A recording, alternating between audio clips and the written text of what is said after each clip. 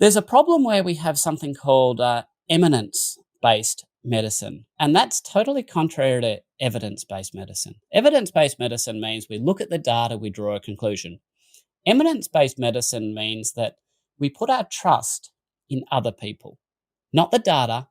We actually allow eminent people, experts, if you will, to provide us with their conclusion because they're clearly smarter than we, and we can accept at face value everything they say.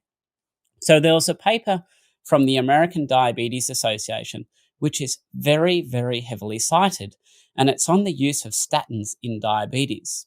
And I had a lot of people tweeting this paper at me and emailing me this paper and saying, see, this proves that statins are good in diabetes. I went and looked at the references. There were 6 references on this paper. 3 of the references did not include all-cause mortality as a measure of outcome. That is, they didn't actually ask the question, let alone answer the question, whether taking statins for diabetes, patients with diabetes made them live longer. The 3 studies that they included that did actually ask the question about all-cause mortality, they all had insignificant findings. Not one of the references in this paper showed what they said it did. And yet, this is a very heavily cited position statement from an expert body that recommends the use of statins in diabetes. And this is just madness. And if people actually understood that the wool was literally being pulled over their eyes, you can't trust the conclusion, you can't trust these guidelines, you can't trust these expert bodies.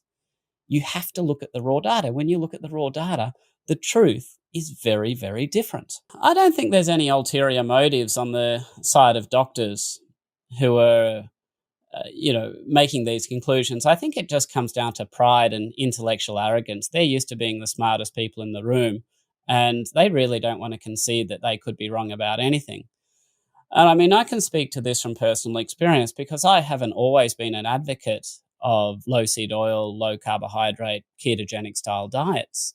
I used to be, lock, stock and barrel straight down the line, making these recommendations that people eat low fat, so on and so forth. And I was absolutely adamant in that. And the position I was coming from was supreme confidence that I'd had an academic education and therefore I was right. I just hadn't even considered the possibility that I was wrong because I trusted the people who had taught me.